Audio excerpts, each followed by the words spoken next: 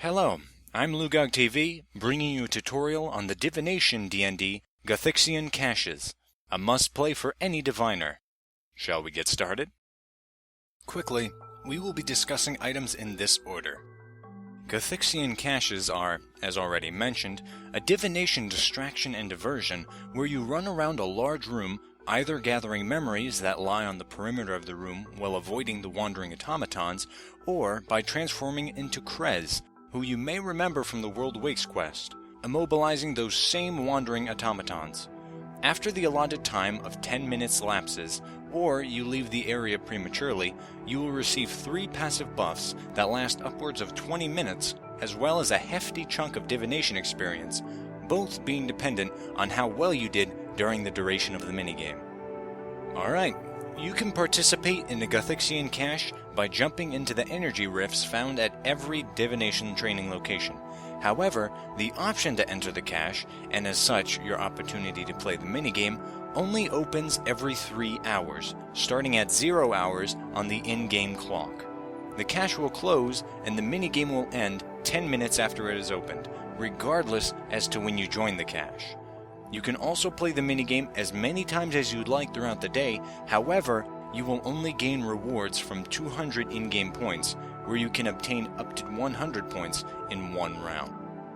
Upon entering the cache, you'll notice a new interface piece, which simply holds some statistics for that round. It also houses how many points you've accumulated so far, how long you must wait until you transform into Krez again, as you can only transform into him for a minute, followed by a minute-long cooldown before you can again, and 2 buffs, which you can click on to activate when you have them. We will discuss buffs later on into this video. To obtain points, you can retrieve the crystallized memories scattered around the sides of the room, or by turning into Krez for a minute and temporarily immobilizing the automatons wandering around the room. You will likely have to utilize both methods, especially if you are alone or with few others in the room. Retrieving memories is very straightforward, but can be very difficult if you don't have active players playing as Krez. Firstly, you will need both your hands free. You then simply retrieve a memory from any side of the room where there are 3 types of memories, each requiring a specific divination level to pick up, and each type giving you a different number of points, ranging from 1 to 3 points. You then have to deposit the memory in the large unstable rift in the center of the room without being intercepted by an automaton, which would make you drop the memory, requiring you to obtain another. Utilization of the Surge ability is a must for any efficient memory runner, as it will speed up the run from the rift to the sides of the room and vice versa, and also allow you to get past a pursuing automaton if timed properly. Just be aware that if you pick up a memory, you will not be able to put it down unless you are caught, deposited, or transform into Krez. As for becoming Krez, you can transform into him by interacting with any of the 4 statues of Krez placed in each corner of the room. You obtain points by temporarily disabling the various automatons, of which there are 3 types. Like the different types of memories, the different automatons give you a different number of points, again ranging from 1 to 3 points, and require different divination levels to subdue. A disabled automaton will stay disabled for a short period of time before reactivating. Within the cache, you will either be in human form or playing as Krez. Both have 2 buffs available to them, where both humans and Krez forms share a double points buff, while each form also possesses 1 unique ability, being temporary immunity for humans and a subdue all automatons for Krez. Double points simply doubles the amount of points you receive from depositing memories into the rift and subduing automatons. You're given 1 to use for every 5 memories you deposit, or for every 10 automatons you disable. After being activated, it will last for 24 seconds as a human, or 12 seconds as Krez. So it's suggested to be conscious of when to use this, and also to kick your butt into overdrive when used. Both the human and Krez forms have their own double points abilities, so using it while as Krez will not use it up for when you are in human form.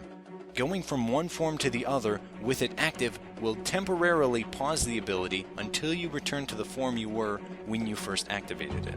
However, after resuming that same timer, you will not obtain double points for its duration.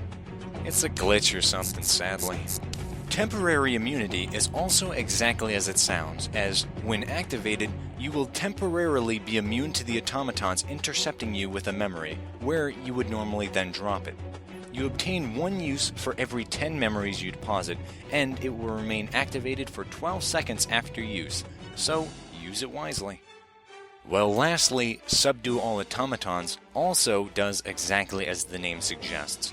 When activated, every active automaton will become disabled as if they were all manually subdued. 1 use is obtained for every 20 automatons subdued and is an immediate use. Now we discuss rewards, or rather, the experience given and passive buffs granted. As mentioned before, you can gather up to 100 points in 1 round, and 200 points in 1 day, but we'll only discuss the rewards for 1 round.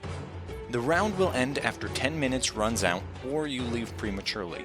You can leave early by right-clicking the Unstable Rift and choosing the option to leave the cache, where you will receive no penalty for doing so. Your reward is granted based on your points, not when or how you left. When you finally receive your reward, you will be given an amount of experience based off how many points you've accumulated, as well as your divination level, where, with the passive buffs, you are guaranteed to be given them all simultaneously, of which, again, there are 3. A 10% chance to receive an additional resource when gathering from a divine location, without it counting towards your daily gathering limit, a 10% chance to not use a charge when using a Sign of the Porter, and lastly, a 10% chance each time you convert a divine memory that you instead convert every divine memory in your inventory while training divination. I know, right? How long you are given these passive buffs are based on how many points you've accumulated during the round divided by 5.